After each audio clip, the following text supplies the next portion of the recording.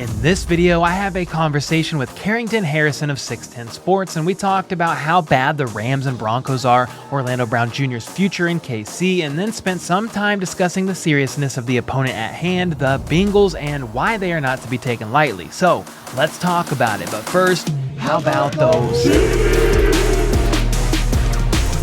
What's up, guys? My name is Cole, and I do daily news about the Kansas City Chiefs. So make sure to sub if you're new, hit that like button, all that good stuff. And without further ado, let's get into this conversation with Carrington Harrison. All right, Carrington Harrison, back again, the KC radio legend and host of The Drive with 610 Sports. I did a better intro this time. Hope you like that. How's it going, man? I'm no radio legend. I am just a host of The Drive on 610 Sports Radio from 2 to 6. That's it. I don't have any other title. I don't do anything else. That's it. I'm nobody's radio legend, man. Hey, to some, people call me a legend, and I'm like, why? So you got to be a legend. Look at your beard. That's why. Look at your beard. That's why people think you're a legend. I couldn't do that, you know. I wanted to have Rick Ross's beard so bad, and I tried to grow it, and it just wouldn't grow that way. So I had to make a different course of action for my life. You also have hair, like a hairline and all that, and yeah, so props. The Lord giveth and the Lord taketh, huh? Hey, man, that's what happened. It just reversed. So I'll take it. It's fine. Well, dude, let's jump into this. I appreciate your time. I'll keep it concise here. But first thing I want to talk about, you talked about it recently on your show, but Chiefs got flexed out of Sunday Night Football against the Broncos. Patrick Mahomes removed from national late night primetime TV. No, that's not what happened. Cole, that's not what happened. I'm not going to come on here and let you tell people lies. That's what's wrong. Us mainstream media people, we spread lies. It's up to you, to the independent creators, not to spread lies. They did not flex Patrick Mahomes out of Sunday Night Football. They flexed Russell Wilson out of Sunday Night Football. Patrick Mahomes is going to play in more important games in a Week 14 Sunday Night Football game. You know, NBC is going to get that back in some capacity. We don't know how they're going to get it back, but they're going to get it back. You know what America doesn't want to watch anymore? Russell Wilson on Sunday night. I don't want to watch the Broncos anymore in any capacity. I know I will have to watch the Broncos play at least 2 more times this year, but they're going on the top TV. I refuse to give sole television energy to Russell Wilson and the Denver Broncos. Next year, sure. But this year, I am out. I am done. They're the least fun team to watch in the league. I much rather watch Houston. I much rather watch High School Musical. I much rather watch a Christmas movie. I much rather do anything imaginable than watch the Denver Broncos play football anymore in 2022. Yeah, it's crazy that, I mean, the gist of the question is that they removed Mahomes because they were so disinterested in Denver. Like, to do that, that's insane to me. So crazy. Some people will be grateful they don't have to watch Broncos on another primetime slot. And you know what? I'm not really complaining either, even though we'll be watching anyway because it's against the Chiefs. The worst thing, Cole, is the Broncos play on Christmas Day. It's Rams and Broncos on Christmas Day. I'm not watching that, man. I'm not watching that. That's torture. Yeah, I'm not watching that. I'll be watching the NBA. I know the ratings will say that. No, I refuse. This is what I refuse to do. I refuse to watch football just because football is on.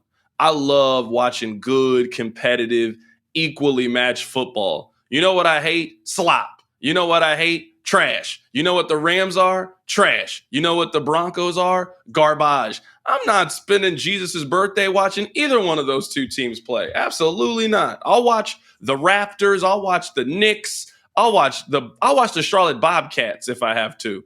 I'm not watching either one of those teams play. Yeah, it's a mess in Denver. It's a mess right now in LA. And speaking of, it curtails right into my next question. Chiefs just played the Rams. So I had this.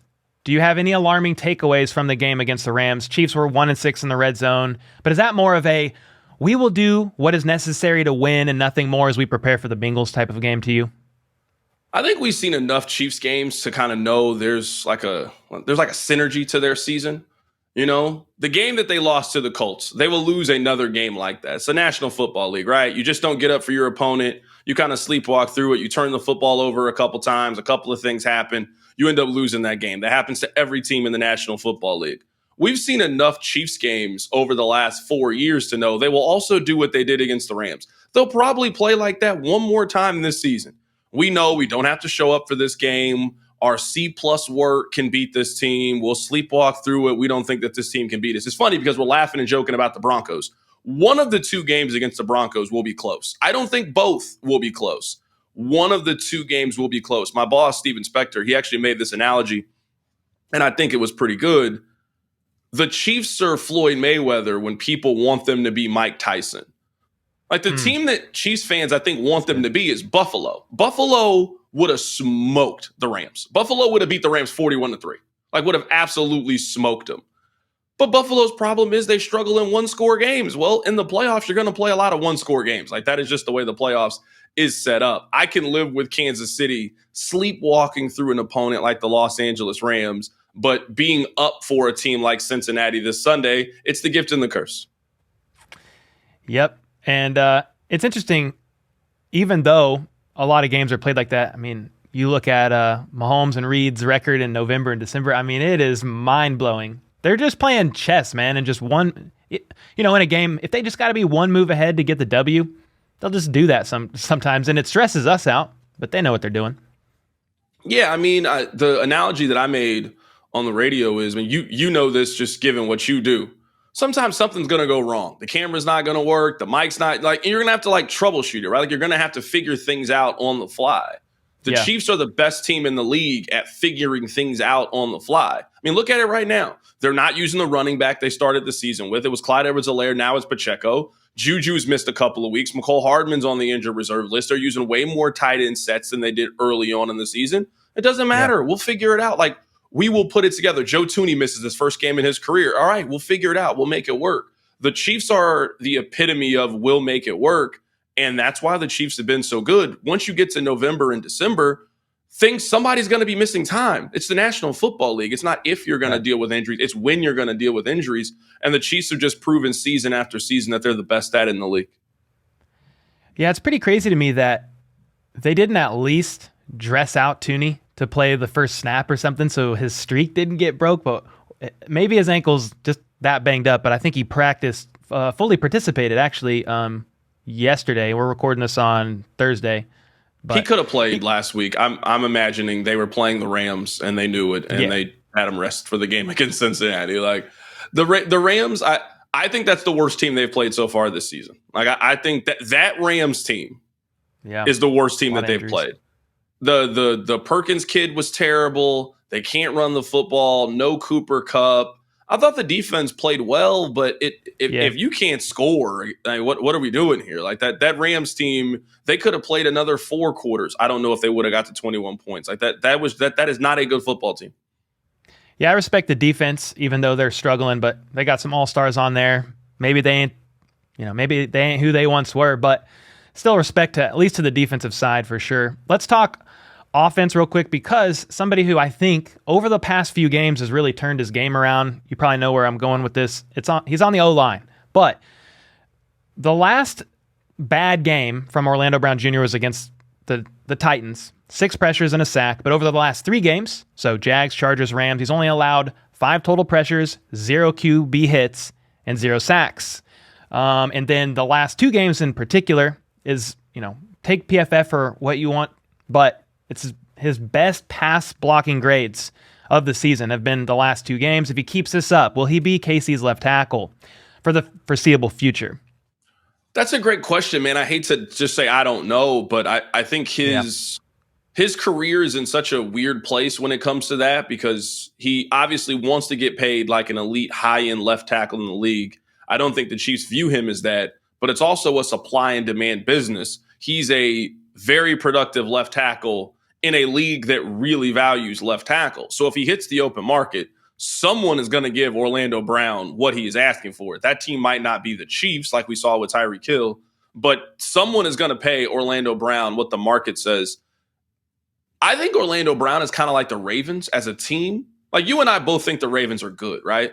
But the Ravens can't win the Super Bowl. Like, I don't think the Ravens can win the Super Bowl, but they're fun. They're exciting. You know, they might give you a scare in the playoffs, but ultimately that team's just not enough. I look at Orlando Brown as like very, very similar. I think he is a very productive left tackle.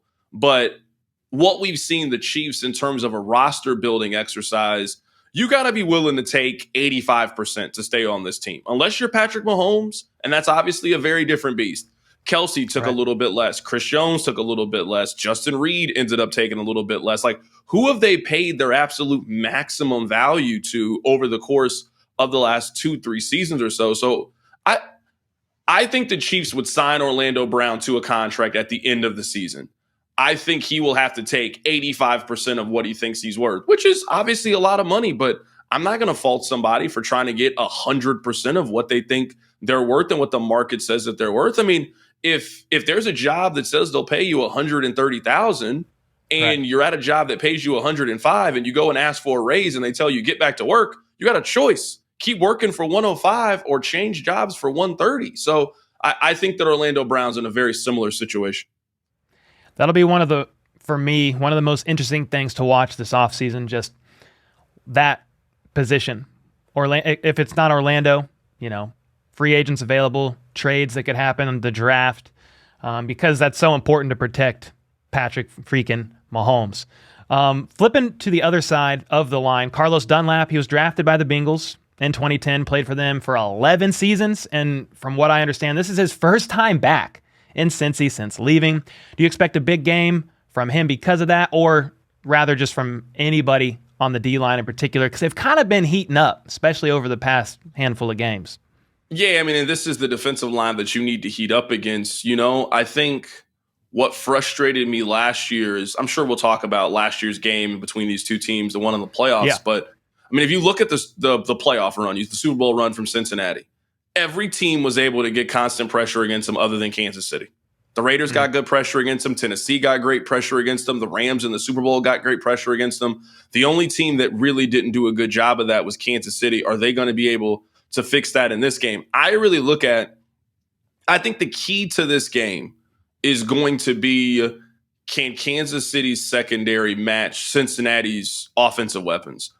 I am a huge T. Higgins fan. Like, I really like T. Higgins. I think he's a really strong number 2 wide receiver, kind of knows his role in a really good spot. You got Jamar Chase, who is an absolute dog, one of the 5 best receivers in this league. Tyler Boyd's a really good option. I think they have elite pass catching options. We talked a lot about Trent McDuffie and his Pro Football Focus rating. You ain't going up against a wide receiver group like this. You know, playing well against Arizona or playing well against the Rams last week. You got to go up against a quarterback that has already played in a Super Bowl, a quarterback that is going to give his wide receivers chances on 50-50 balls. So I think this is a really, really good test for a very inexperienced secondary group. And if they can pass this test, that will be really, really impressive. Yeah, this has to be, at least for the rest of the season, the toughest, maybe even the whole season, the toughest go that the Chiefs secondary is going to have because, their offense is the real deal. And Jamar Chase, I listened to his presser yesterday. He was limited in practice, but said he's trending on playing, you know, with the hip injury that he's been out for like 4 games with. And that was actually the question you kind of answered already, but do you expect him to be a full go, maybe on a snap count? Or do you think the Chiefs' young secondary, you know, is going to have their hands full with a full go Jamar and then, Higgins, Boyd?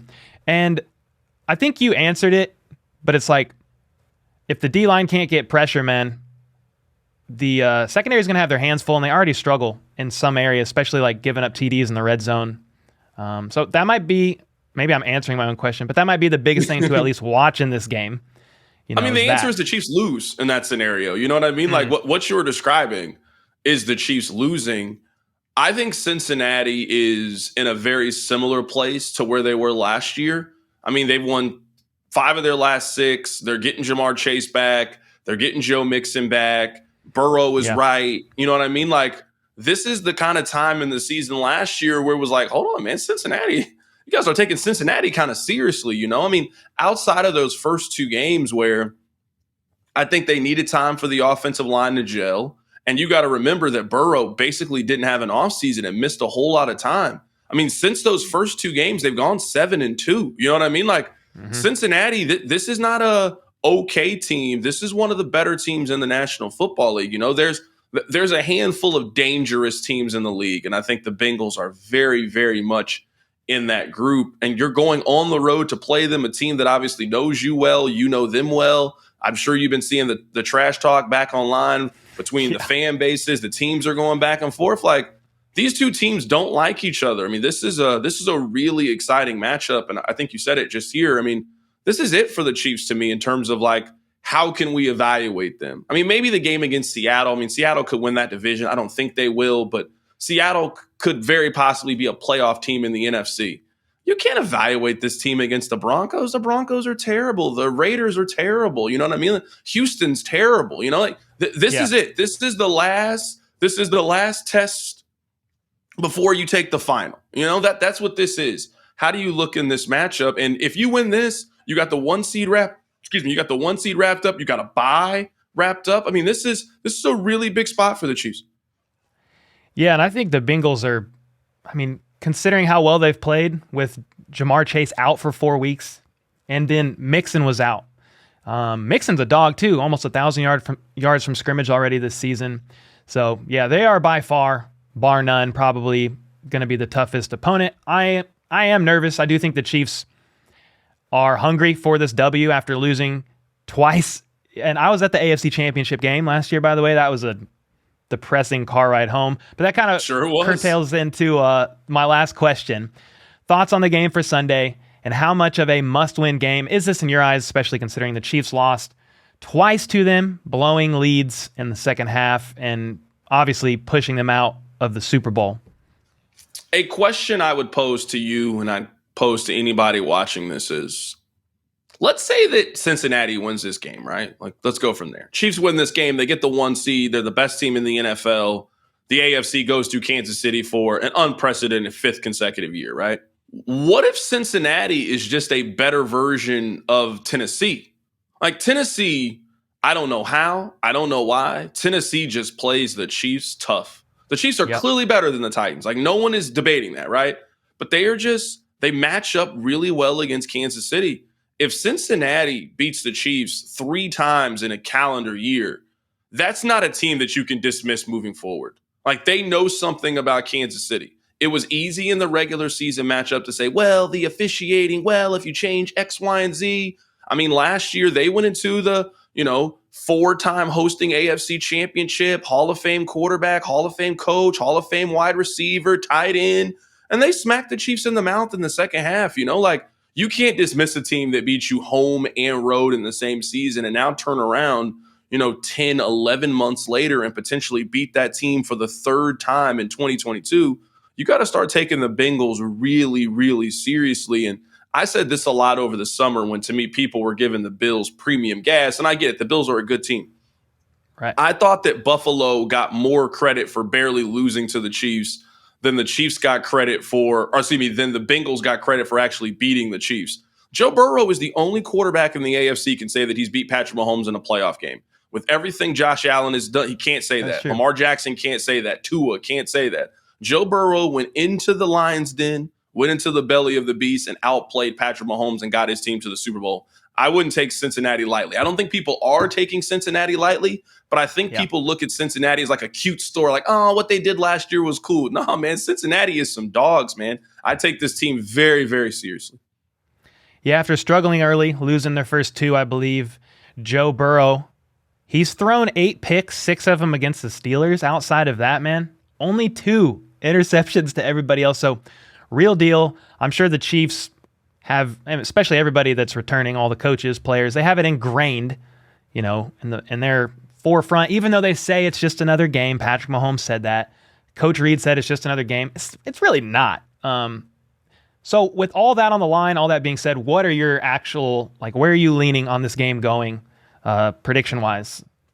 I'm going to take the Chiefs to win this game. I'm taking them because if the Chiefs circle a game, like I think they've circled this one, I think you get the best effort of the Chiefs. And I will take a locked-in, dialed-in Chiefs game against any team in the league. I'm not saying 100% they're going to win. Obviously, the National Football League, they're on the road. The Chiefs could very easily lose this game, and next week we're like, oh, what happened? But if you're telling me this is the game that I think the Chiefs have had 2 weeks to prepare for this game. I know they played last week against the Rams. Yeah. I don't think they showed anything on film. I don't think they came out with any energy. I think it was kind of like what Bill Belichick said about Zach Wilson, how they didn't watch a lot of film and how he was preparing for the game against Minnesota. I think that is a very similar thing to what happened in this game. I think the Chiefs have been preparing for this game for 2 weeks. I do think the Chiefs win a close game. I'll go 27-24. I think it's somewhere in that vein. I do think these two teams are fairly even. I think the Chiefs are better, but being on the road, you know how that can be. Weird things kind of happen. I'll go 27-24, Kansas City.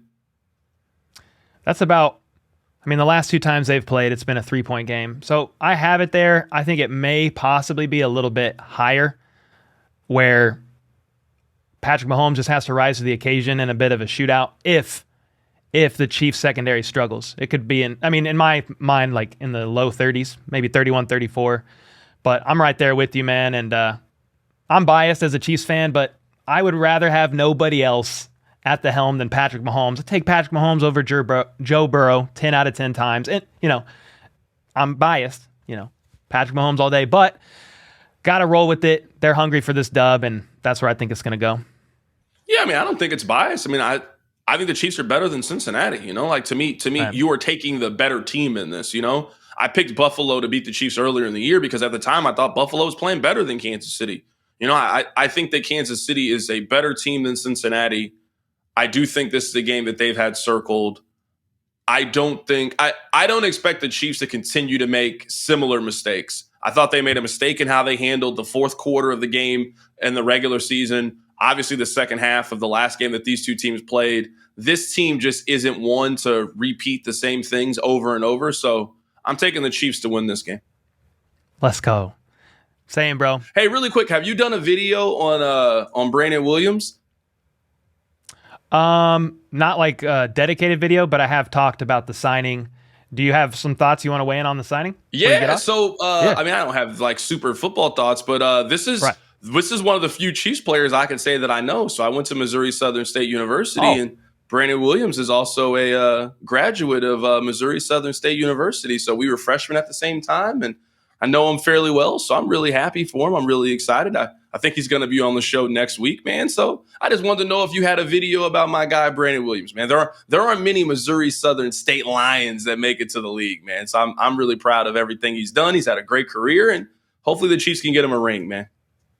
Oh, that's great. There were so many flurries of moves that happened this week. 3 players waived, 3 brought in, including Melvin Gordon. I talked about that signing just like with the group of signings that happened. But I like the signing, and he's got the connection with Joe Cullen. Basically, Coach Reed was like, yeah, Joe Cullen vouched for him and said he's still got juice, so he's here. He said he expects to find himself on the active roster. Do you see that happening? Yeah, because I can see the Chiefs having it wrapped up for the last 2 weeks of the season, so they're doing some different things with the roster. Okay.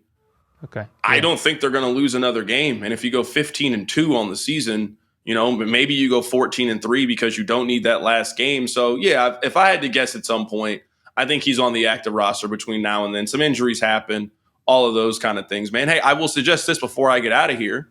Yeah. Towards the end of the year, I'm taking my normal Christmas time. Why don't I come in your home studio and we do a live stream? I'll come in. We can set up a live stream. We'll take questions from, your peoples. And all that, man, it'll be fun. I will make time this holiday season to come on and we'll do a live stream together. Dude, that would be awesome. I have 2 cameras. I'll figure out how to rig 2 up. We'll have a wide. I'll get you a mic. It'll be fun. Man. Yeah. I want to see. I want to see this. I want to see this setup, man. So I can give you. I'm taking like 5 to 7 days in December. I just it's Christmas and their December schedule is it's bad. I can't lie to you. It's brutal. I'm not super excited. Like, I got to break down their matchup against the Houston Texans. Like, I'll just take off that day. It's just that day's not for me. I don't mind talking about the game after it's happened, but looking ahead to the game against Houston, nah, I'm okay, man. I'm fine. I will happily take a couple of those days off. And, yeah, man, one of those days that I'm off, I'll come in, man, and we can do a live stream in person. Dude, I'd be honored to have you. We'll welcome you. I'll give you a prepped meal out of nah, man. Out of my fridge. I don't want none of those. I don't want none of those. You sent me a picture of one of your meals, man. It looked like a Trader Joe's charcuterie board. the cucumber looked dehydrated. It was bad, man. It was terrible. I don't want anything to do with it. Just give me some water and I'll be fine, man. That's all I need. That's all I need is some water. I don't need anything else from you. Ideal. I'll put a little lemon in there for you. Okay, I can live with that. I can live with a little lemon, man. Appreciate your time. Thanks for hopping on again. I know you're busy. You got a lot going on. You plugged it last time, but where can people find you, follow you, listen, help with your paycheck, like you said last time? Be sure to listen to The Drive on 610 Sports Radio. I am on there from 2 to 6. We have Patrick Mahomes on the show every Monday at 2:15. That seems very important to plug. Mitch Holtz's comes on Mondays at 4.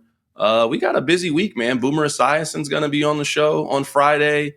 We're supposed to be getting a player. I can't lie to you. I have absolutely no clue what player on the team is going to be on the show, but I'm sure it will be fun nonetheless. Well, I hope you guys enjoyed that conversation with Carrington Harrison. A convo with Carrington. I kind of like that. It has a nice ring to it. Maybe it'll be a series, but he said he'd come on weekly and talk Chiefs with us, so I'm honored to have him. Hope you guys enjoyed that. If you have any questions for the next episode that we do, comment them below. #convo with Carrington, and maybe we'll answer a few of them in the next one, or I'll ask him some of those questions in the next one. Think of our next opponent, all that. And until next time, let's go. Let's freaking go. How about those Chiefs?